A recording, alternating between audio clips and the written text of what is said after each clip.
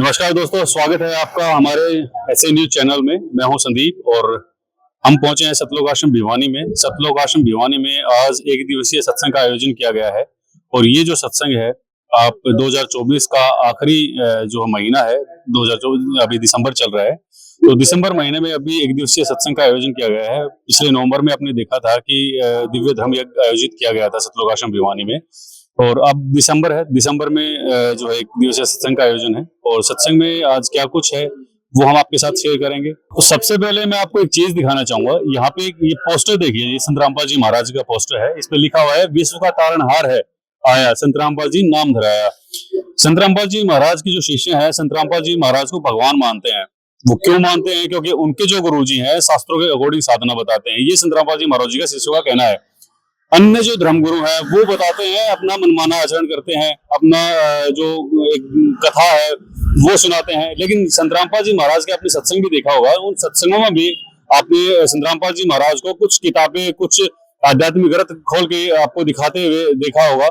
तो इनके जो श्रद्धालु हैं उनसे हमारी बातचीत हुई थी। उन्होंने बताया कि हमारे गुरुजी शास्त्रों के अकॉर्डिंग उन देवी देवताओं की भक्ति बताते हैं जो हमारे धर्म ग्रंथों में लिखा हुआ है। ब्रह्मा विष्णु महेश जी की साधना किस तरह से करनी चाहिए, किस तरह से हमारा पूर्ण मोक्ष हो सकता है, किस तरह से आप संत रामपाल जी महाराज जी की शरण में आने के बाद आपको लाभ हो सकते हैं, वो सारी चीजें हैं।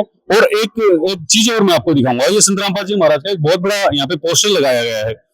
यहाँ पे जो ये सतलोक आश्रम भिवानी है, सतलोक आश्रम मेन गेट पे आप आएंगे तो आप देखेंगे, आप आके चेक भी कर सकते हैं। ये संत रामपाल जी महाराज जी के जो कुछ नियम है, कुछ उद्देश्य हैं। दोस्तों, अभी हम सतलोक आश्रम के मेन पंडाल में पहुंच चुके हैं। ये वो मेन पंडाल है जहाँ पे आप देख पा रहे हैं संत रामपाल जी महाराज जी का सत्संग चल रहा है। और ये जो सत्संग है वो प्रोजेक्टर के माध्यम से आप यहाँ पे देख सकते हैं। यहाँ पे महिलाएं बैठी हुई हैं, आप देख सकते हैं। इधर आप देखेंगे, यहाँ पे आप पुरुषों के लिए भी अलग से व्यवस्था करी गई है। आप यहाँ पे साफ देख सकते हैं कि कितने सभ्य तरीके से ये लोग सत्संग सुन रहे हैं। और जो संत रामपाल जी महाराज जी का जो प्रोजेक्टर के माध्यम से सत्संग चल रहा है, सामने जो दरबार साहिब लगाया गया है, संत रामपाल जी महाराज का जो स्वरूप लगाया गया है। और आप यहाँ पे ये देखिएगा, ठीक है, ये छोटे छोटे बच्चे हैं, ये आप देख सकते हैं। इधर महिलाएं हैं, इधर पुरुष हैं, बिल्कुल शांतिपूर्ण तरीके से अपने परमात्मा का सत्संग सुन रहे हैं। इधर बड़े बड़े प्रोजेक्टर लगाए गए हैं। ये एक प्रोजेक्टर यहाँ पे है जो पुरुषों की तरफ से है, और एक प्रोजेक्टर वहां पे है जो महिलाओं की तरफ से है। ये मेन दरबार साहिब है जहाँ पे संत रामपाल जी महाराज का स्वरूप रखा गया है। और ये अलग से जो दोनों के लिए एक गैप भी है, इधर आप देख सकते हैं, बिल्कुल सभ्य तरीके से, ताकि कोई अव्यवस्था ना फैले। और संत रामपाल जी महाराज जी सबसे पहले सुर्खियों में कब आए थे? संत रामपाल जी महाराज सबसे पहले 2006 में आए थे। 2006 में चौथा कांड हुआ होगा, आपने भी सुना होगा, काफी जो प्रचलित वो कांड रहा था। उसके बाद उन पे बहुत सारे एलिगेशंस लगाए गए थे, ठीक है। दोबारा से फिर उनको जमानत पे वो बाहर आ गए थे, सत्संग उन्होंने करना शुरू कर दिया था। दूसरी बार फिर आए 2014 के अंदर। 2014 में भी फिर से उनके ऊपर इस तरह के ही एलिगेशन लगाए हैं। संत रामपाल जी महाराज जी के शिष्यों का कहना है कि उनपे जो भी एलिगेशन थे वो सब झूठे हैं, और ये आज सत्य होता प्रतीत नजर आ रहा है। क्योंकि आपने देखा होगा कि संत रामपाल जी के साथ साथ में कई ऐसे धर्मगुरु हैं जिन पे बहुत सारे मुकदमे दर्ज हैं।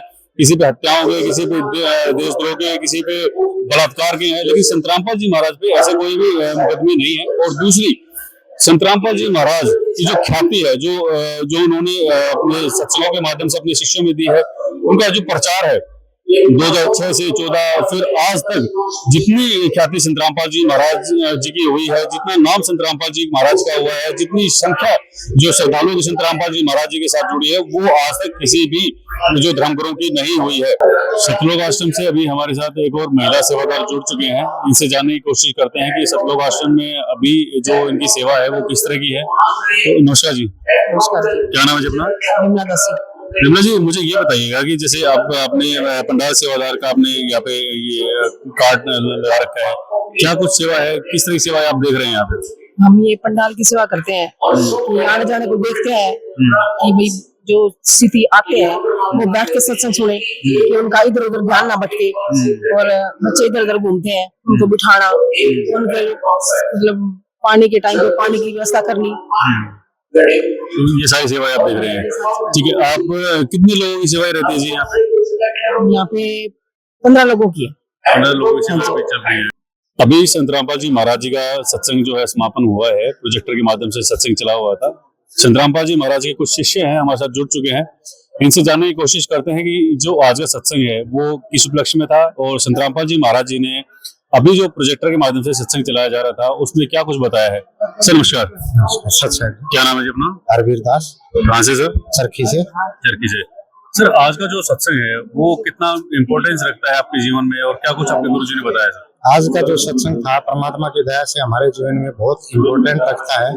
इसमें परमात्मा शास्त्रानुकूल साधना बताते हैं कि मानस जीवन में भक्ति की क्या आवश्यकता है, भक्ति करने से क्या लाभ है, हम आत्माएं कहाँ से आई, हम आत्माएं जब हमारा मृत्यु होगी तो हम कहाँ जाएंगे, और मनुष्य जीवन में परमात्मा की भक्ति का क्या उद्देश्य है, और परमात्मा ने शास्त्रों के हिसाब से बताया परमात्मा कौन है, कैसे मिलता है, भक्ति साधना की कैसे विधि है, सभी परमात्मा ने शास्त्रों के हिसाब से बताया। अच्छा सर, भक्ति की बात कर लेते हैं। जैसे आप भी बार बार भक्ति की बात कर रहे हैं, हमने भी काफी लोगों से सुना है, कई संत महात्मा भी हुए हैं हमारे संसार के अंदर, पूरे हमारे इंडिया में तो काफी ज्यादा है जो काफी माना जाता है साधु संतों को। भक्ति की बात कर रहे थे, ऐसे किस भगवान की साधना करी जाए, क्योंकि 84 लाख देवी देवताएं बताते हैं सर, ठीक है, सभी पूजा साधना भी बताते हैं इसकी करनी चाहिए उसकी करनी, ऐसा कौन सा संत महात्मा है जिसकी साधना करनी चाहिए और जिसे मुक्ति आप बात कर रहे थे मुक्ति मिले सर? परमात्मा बताते हैं, कबीर परमात्मा के बारे में बताते हैं, भाई परमात्मा कोढ़ी को काया, निर्धन को धन, बांझ को पुत्र, और सबसे बड़ा लाभ ये होता है कि परमात्मा हमें मोक्ष प्रदान करता है। तो सबसे ज्यादा तो भक्ति की आवश्यकता हो मोक्ष के लिए,